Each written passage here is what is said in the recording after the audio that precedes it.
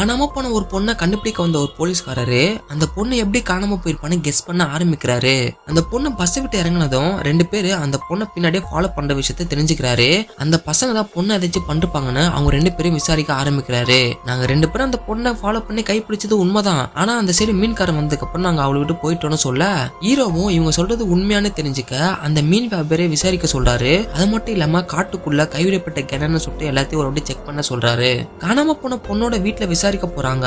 உங்க பொண்ணுக்கு யாராச்சும் ஃப்ரெண்ட்ஸ் இருக்காங்கன்னு கேட்க, அவங்க அம்மா அவளுக்கு ஃப்ரெண்ட்ஸ்லாம் யாரும் கிடையாது, அக்கா தங்கச்சி 3 பேரும் ஒன்னா தான் சுத்துவாங்க, அதை ஒருத்தர் நர்சிங் படிக்கிறதுக்கு பெங்களூர் போயிட்டா, அதுல இருந்த தங்கச்சி கூட தான் சுத்திட்டு இருப்பான்னு சொல்ல, தங்கச்சிக்காரி எங்க அக்கா ஹால் டிக்கெட் வாங்கினதும் சர்ச் ஃபாதரை தான் பார்க்கணும்னு சொல்லிட்டு இருந்தா, அவளும் சர்ச் ஃபாதரும் நல்ல பழக்கம்னு சொல்ல, உடனே ஹீரோவை சர்ச் ஃபாதரை பார்க்க கிளம்புறாரு. ஆனா அங்கிருந்த மக்கள் ஹீரோவை சர்ச் ஃபாதரை பார்க்க விடாம தடுக்கிறாங்க, சண்டைக்கு வராங்க. நம்ம ஹீரோவோட உயர் அதிகாரி இன்ஸ்பெக்டர் அந்த இடத்துக்கு வந்து அங்கிருந்த மக்களை அடிச்சு துரத்திட்டு ஹீரோவை பார்த்து என்கிட்ட இன்ஃபர்மேஷன் பண்ணாம எதுக்கு இந்த இடத்துல வந்து சொல்லிட்டு பயங்கரமா திட்டுறாரு. உடனே ஒரு போலீஸ் ஓடி வந்து கைவிடப்பட்ட ஒரு கிணத்துல இருந்து ஒரு மூட்டை கிடைச்சிருக்கு, ஒரு டெட் பாடி இருக்குன்னு சொல்றாரு. அந்த மூட்டை ஓபன் பண்ணி பார்த்தா அதுக்குள்ள ஒரு பொண்ணோட டெட் பாடி இருக்கு. இதை பார்த்தா காணாம போன அந்த பொண்ணோட அப்பா கதறி அழுகுறாரு. அப்பவே கன்ஃபார்ம் ஆகிடுது காணாம போன பொண்ணு அந்த பொண்ணு தானு. இதெல்லாம் பார்த்த அந்த இன்ஸ்பெக்டர், இதுக்கப்புறம் நீ இந்த கேஸ்ல தலையிடாத, நான் பாத்துக்கிறேன்னு ஹீரோவை அந்த கேஸ் வந்து தூக்கிறாரு. ஏன்னா அந்த இன்ஸ்பெக்டரும் அந்த சர்ச்சை சேர்ந்தவர் தான்.